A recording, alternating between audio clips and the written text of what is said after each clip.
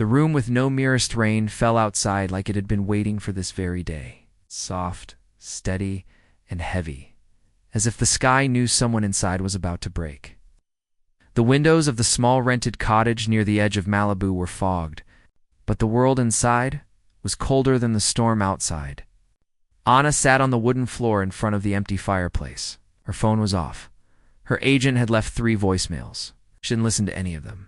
A half-packed suitcase lay open on the couch, dresses she no longer cared about, scripts she had once clung to, and a pair of heels she hated. They all sat there, untouched, waiting for a decision she thought she had already made. She whispered to herself, "I'm done." It didn't come from anger. It didn't come from pride. It came from a tired heart that had tried everything. Anna had always smiled on set, always said yes, always showed up, even when she was running on empty. She gave everything, her emotions, her energy, her truth, but in return, she felt like a product, not a person. No one really saw her, not even herself anymore. She hadn't looked in a mirror for days, just 3 nights ago. She had been in a meeting with producers who only cared about numbers, not the kind of story she wanted to tell, not the characters that meant something. When she mentioned needing a break, one of them laughed and said, "You're lucky to even be at this table." She laughed too. Inside, something broke. Tonight there were no cameras, no makeup, no lines to memorize. Just silence and the ache of disappointment. She didn't hear the knock at first. It was soft, almost unsure, like someone wasn't sure if they were welcome. The second knock was firmer. She stood up slowly, her legs stiff from sitting on the floor too long. She wasn't expecting anyone. No one ever came out here, especially not in this kind of rain. She opened the door, and there he was, Keanu, wet from the rain, dressed in a plain hoodie and jeans, holding 2 paper bags from a small local diner down the road. He looked tired too, not in a worn-out way, but in a way that made you think he carried stories behind his eyes. Quiet stories. He simply said, "You forgot to eat yesterday." Anna blinked. Her throat tightened. She had, in fact, skipped dinner. What? And lunch. Maybe breakfast too. "How did you know I was here?" she asked.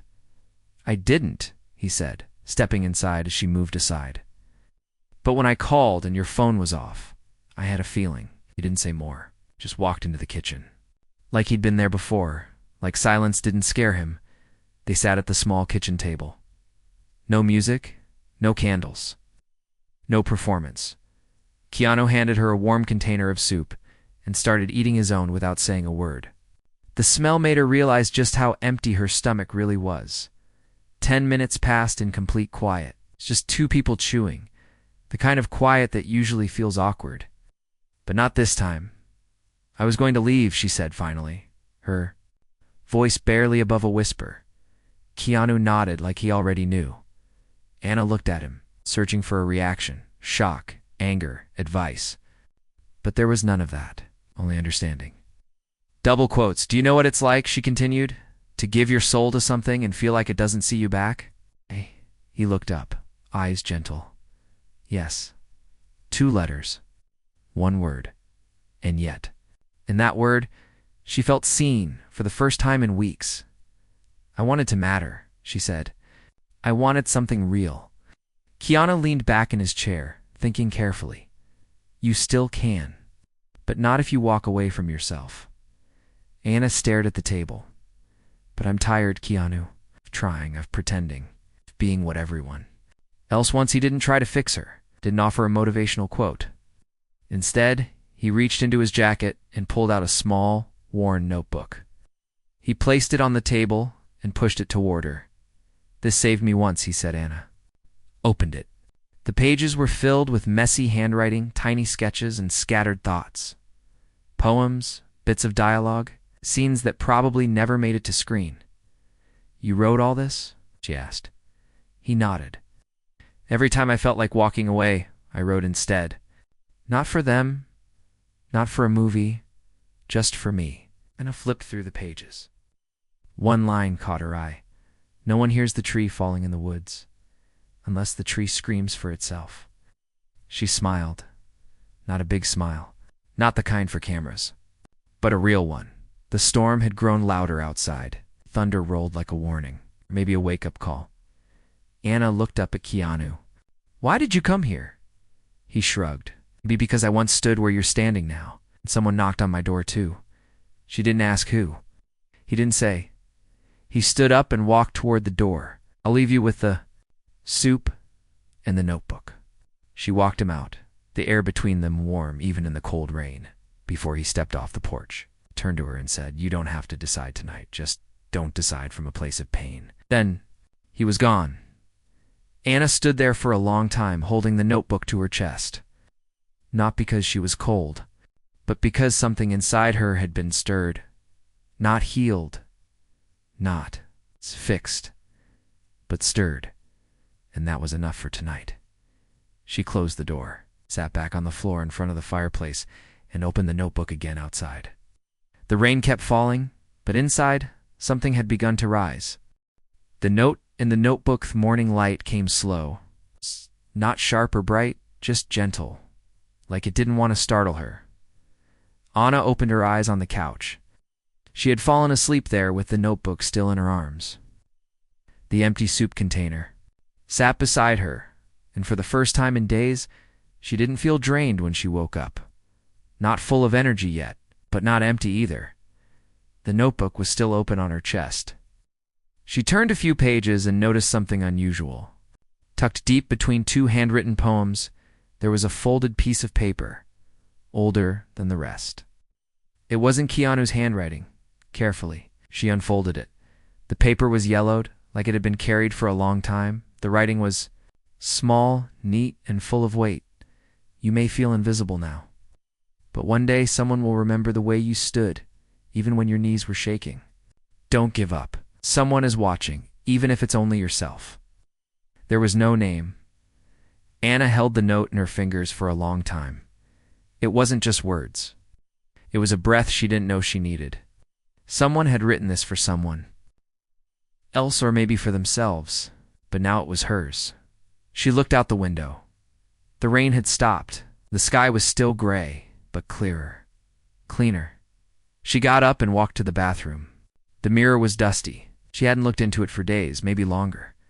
This time she didn't avoid it. She wiped the glass slowly and stared at her reflection. She didn't see a broken person. She saw someone tired, but also someone still.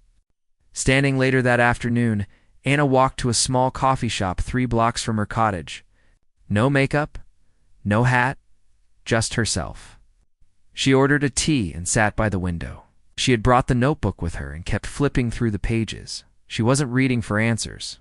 She was reading to remember what it felt like to care. As she sat there, a woman in her 50s passed her table, paused, and then came back. "Excuse me," the woman said softly. "I don't mean to bother you. I just want to say your performance in that movie about the painter, it stayed with me for months." Anna blinked. That film had been small, barely released. It wasn't even picked up by a major studio. "Watched that?" she asked. The woman nodded. "Twice. Your character reminded me of my daughter. She paints too. She's still trying to find her voice." Anna smiled, unsure of what to say. "Just thank you," the woman added. "Helped someone you've never met." And then she left. Anna sat there for a moment, staring at the teacup in her hands. The warmth of the drink had faded, but something inside her had just begun to warm. When she returned to the cottage that evening, her phone finally buzzed. She hesitated, but then turned it on. Messages flooded in, some from her agent, others from directors she had worked with, one even from a makeup artist who simply said, "Hey, just checking in. Everything okay?" She didn't reply to any of them yet, not because she didn't care, but because she wanted to answer from a clear place, not from confusion. As the sun began to fall behind the ocean, Anna opened the notebook again. Near the last page, Keanu had written something new in the corner. "When they only see your light, remind them of your shadow. Both are real. Both are yours." She wrote something underneath it. "I'm still here, maybe not ready to run, but ready to walk." That night, she lit the fireplace. Not because it was cold, but because she wanted to sit near something that burned with purpose. As the flames danced in front of her, she started writing. Not for a role, not for a film, just for herself. A scene. A woman sitting in a quiet room, hearing a knock on the door. But this time, the knock was from within. The next morning, Anna received an envelope at her doorstep. No stamp, no address. Just her name, written with a black marker. Inside was a script, but it wasn't from a studio. It was handwritten on the front page. It read, "A story for you, from someone who believes you haven't finished yours." No. Turn the page. Scene 1. A woman walks into the sea, not to leave, but to feel something real. She walks out carrying nothing but her name. No signature, but tucked at the bottom corner. There was a symbol, a tiny sketch she had seen. Before, in Keanu's notebook, she sat down at the table and began to read. Slowly, carefully, every line felt like it had been written for her. But it wasn't about fame, daughter awards, or cameras. It was about truth. And somewhere between scene 4 and 5, her eyes filled with tears. Not of sadness, but of recognition. Someone had seen her, really seen her. And even if no one else ever did again, that was enough for now. The suitcase on the couch remained open, but she wasn't in a hurry to pack anymore. For the first time in a long while, Anna felt like staying. Not in Hollywood, not in the industry, but in herself. And that was the beginning of something new. The rooftop and the story inside Hearth's sun was soft again the next morning. Not rising fast, but climbing slowly like it didn't want to rush her. Anna sat at her small kitchen table, the handwritten script spread out in front of her like a quiet invitation. The pages had no title, a formatting like studio scripts, just simple words and scenes that felt alive. She was halfway through scene 11 when she recognized the rhythm of the dialogue. It had the same pauses, the same quiet. Wait, the same stillness as Keanu's conversations. It was clear now he had written it, but he hadn't said a word about it. When he came by, he hadn't asked her to read it. He hadn't asked for anything at all, and somehow it made it even more powerful. By noon, Anna walked up to the rooftop. Of the old building across from the cottage, she had found a key for the stairwell months ago when she first moved in, but never used it. The rooftop wasn't fancy, just a few old wooden benches, a small potted tree someone had forgotten to water.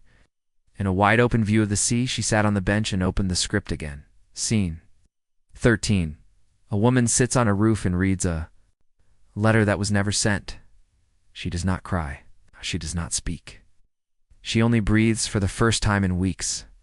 Anna closed her eyes and felt her own breath deepen. How had he known?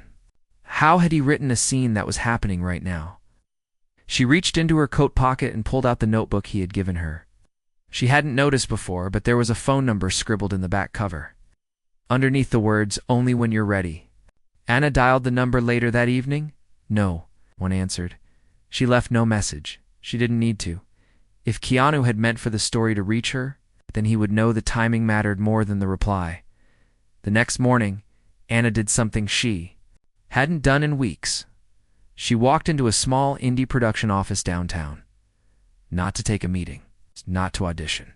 She just walked in with the script in hand. The young assistant at the front desk blinked when he saw her. Are you here for something? Maybe, Anna said. Can you give this to Oliver Grant? The assistant's face changed. The director. Yes, he hesitated. He doesn't really read stuff outside the agency, especially handwritten things. Anna smiled gently. I know. Give it to him anyway. 2 days passed. She didn't wait by the phone. She didn't check her email every hour. She simply lived Red Took. Walkstott wrote in the notebook, "Watch the sky."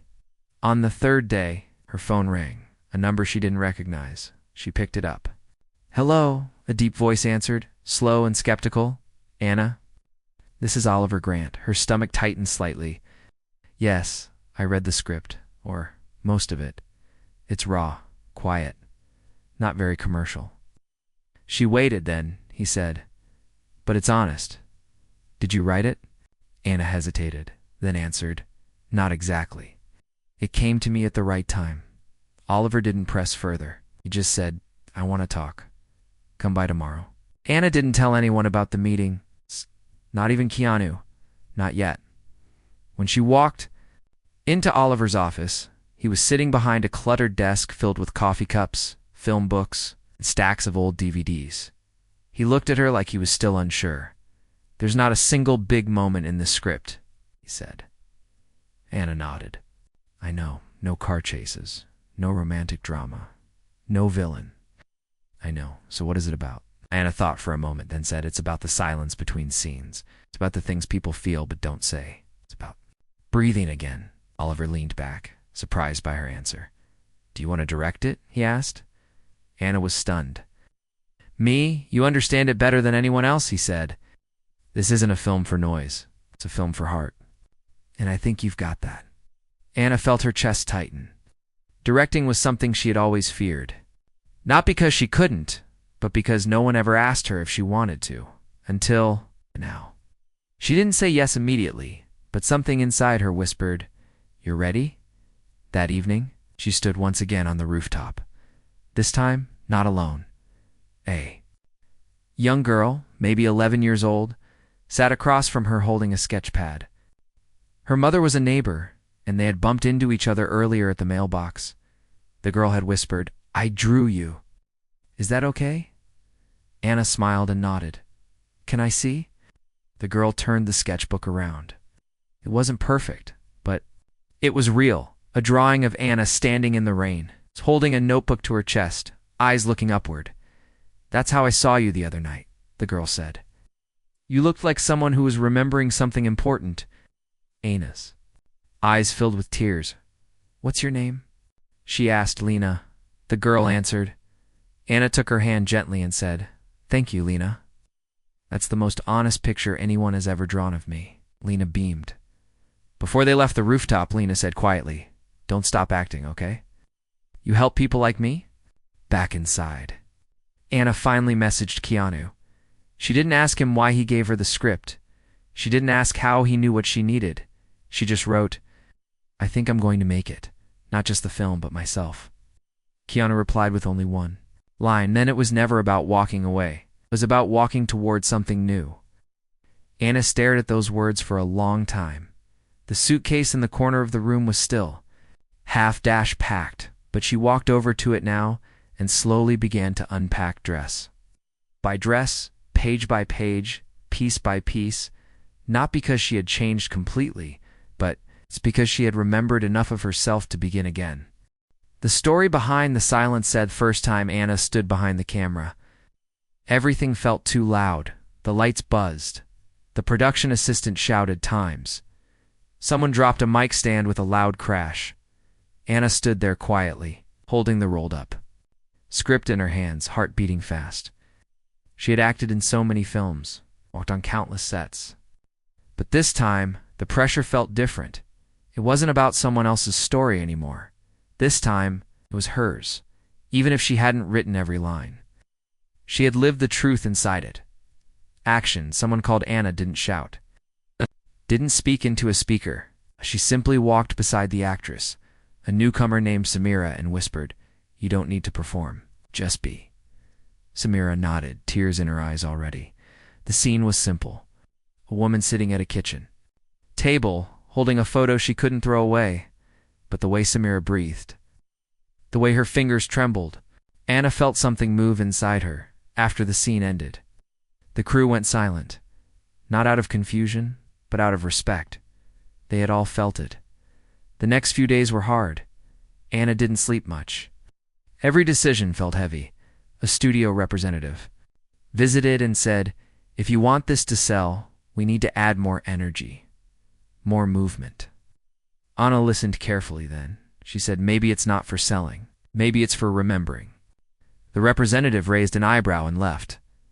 Anna knew the film was small, soft, quiet. But that didn't mean it wasn't powerful. Not everything had to shout to be heard one night. After filming ended early due to rain, Anna sat alone in her trailer, the notebook Keanu had given her lay beside her tea. She flipped it open, hoping to find comfort, and something new caught her eye, tucked behind the last page.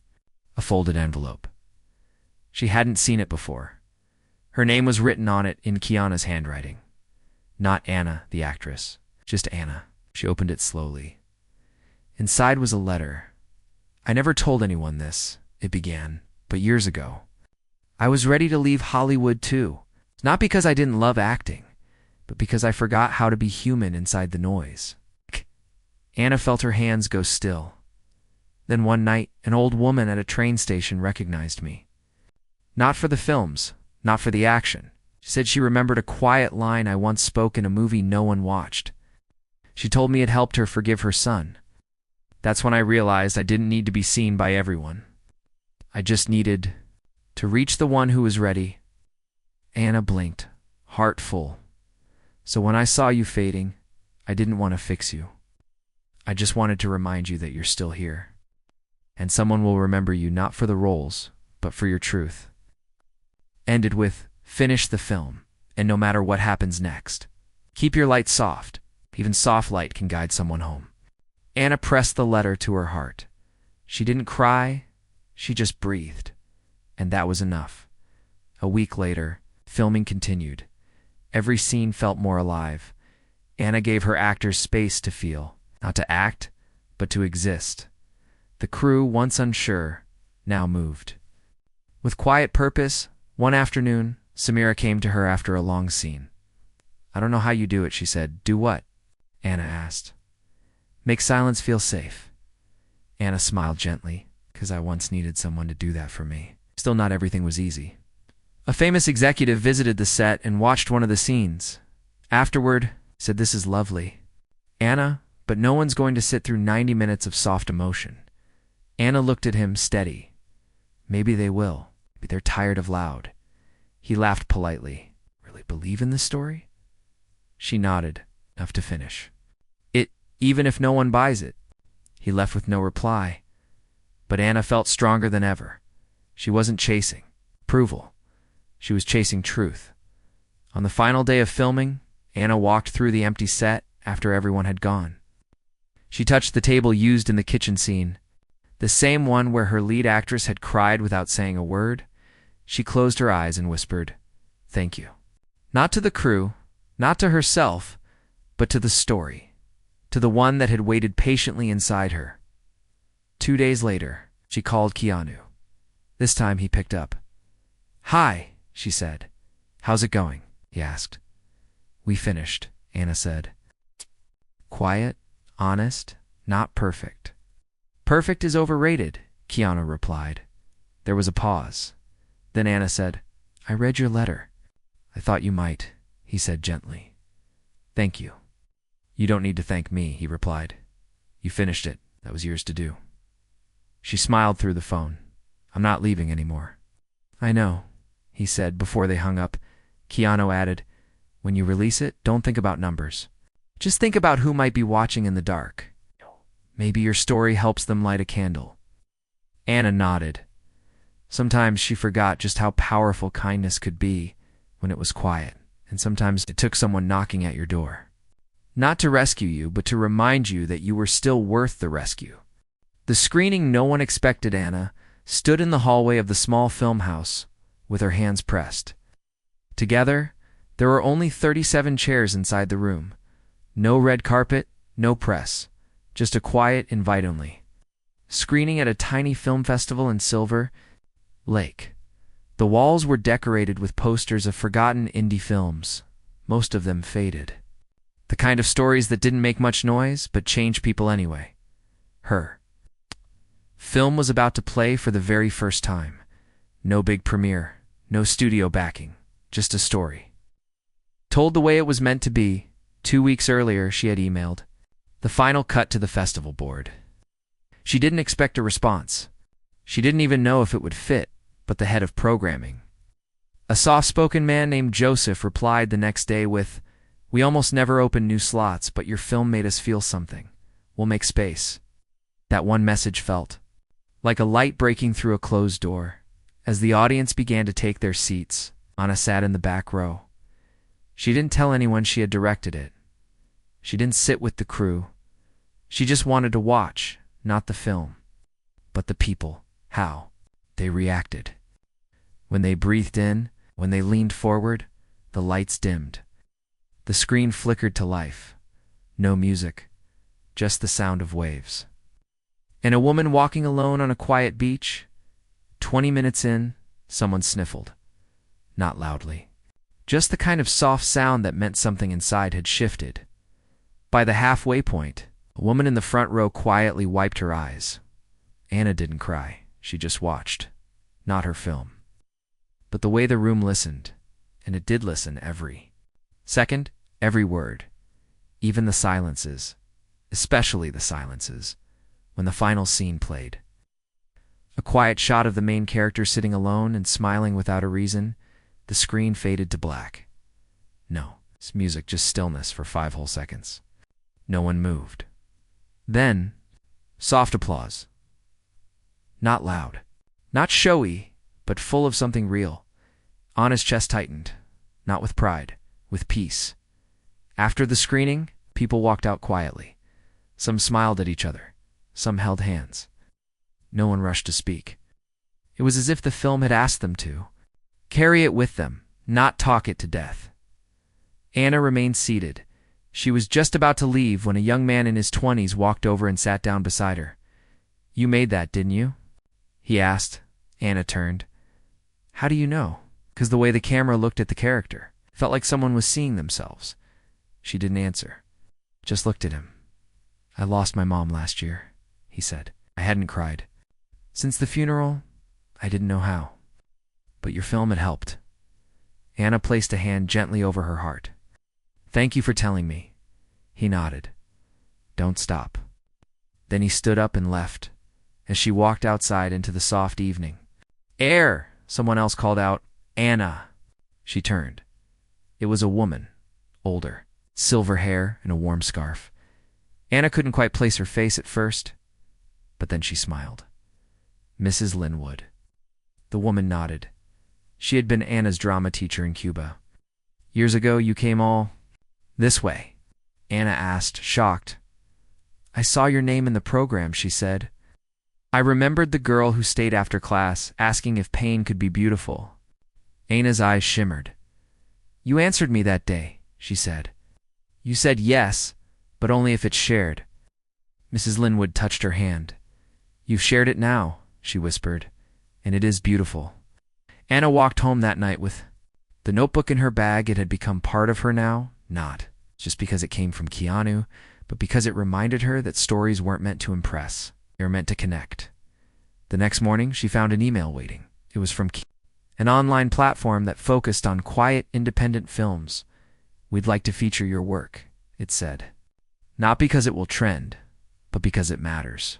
Anna stared at the screen. She didn't need millions of views. She didn't need trending tabs. She needed this.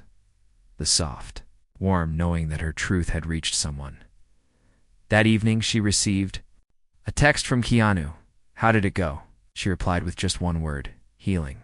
A few seconds later, his message came back. "Then it's already a success." The next few weeks were full of quiet moments. Emails from strangers, a handwritten letter from a retired actor who said the film made him want to try again, a message from a girl who wrote, "I'm not ready to give up anymore." Anna never expected these things, but she welcomed them. One morning, she visited a bookstore that had once rejected her idea for a memoir. She placed a single copy of the script, typed out and bound, on the free reading table near the back. No name on the cover, just a small note, a story about staying when it feels easier to go. Later that day, as she walked home, soft wind picked up.